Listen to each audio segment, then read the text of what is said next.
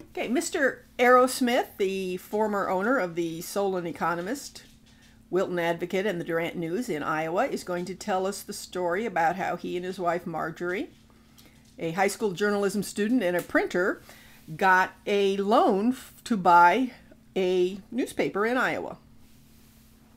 Well, when the owner of the newspaper gave us a price of $6,500, which doesn't sound like a lot nowadays, but in those days, when people were working for 35 cents an hour or $20 a week, it was quite a bit.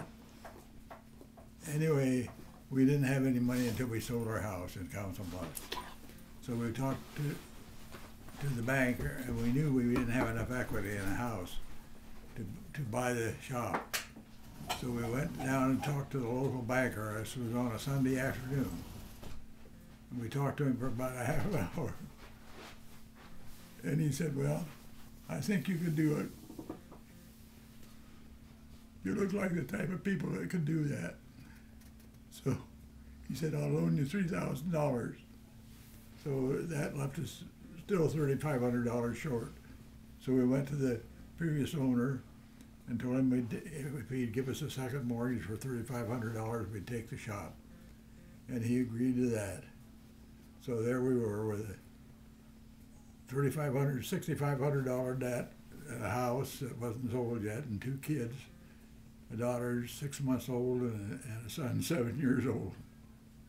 But we went back to Council Bluffs, packed our goods, and and headed for Solon. We arrived there first part of the week, or I don't remember, during the weekend, and with $100 in the bank, ready to start a new business.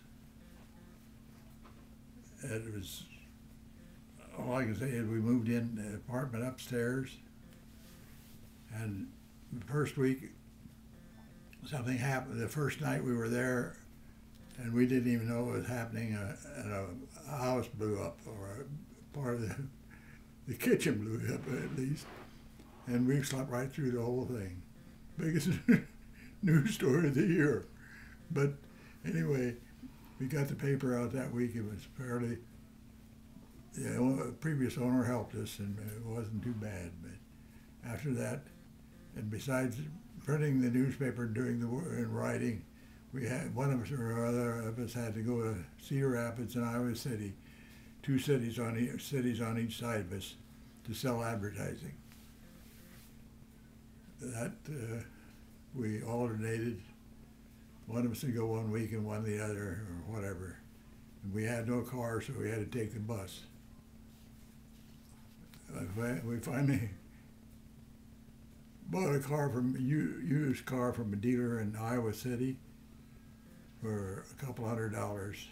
I don't know where we got it, but someplace we got $200 and bought a car. So from then on, it was a matter of working 15 to 16 hours a week. A day, probably. A day, I mean. Yeah. 6 days a week. But we tried not to work on Sunday. We worked in the shop together, in the house together. For the first few months, we kept our daughter. During the day, our daughter was the playpen in the shop. When she got a little bigger, so she could stand up and move around a little bit, we moved the playpen outdoors in front of the shop, which would be pretty hard to do today. But people would come by and talk to her and entertain her, and we didn't have to worry about anybody bothering her. Our son had a little more trouble because here he was, a little Protestant boy in a town, 700 mostly Bohemian Catholics. And the children, the grown-ups were very good to us, but the children were not so good to our son. But he survived, and we spent 5-6 years there. And then we decided that everything was working too smoothly, so it wasn't interesting anymore.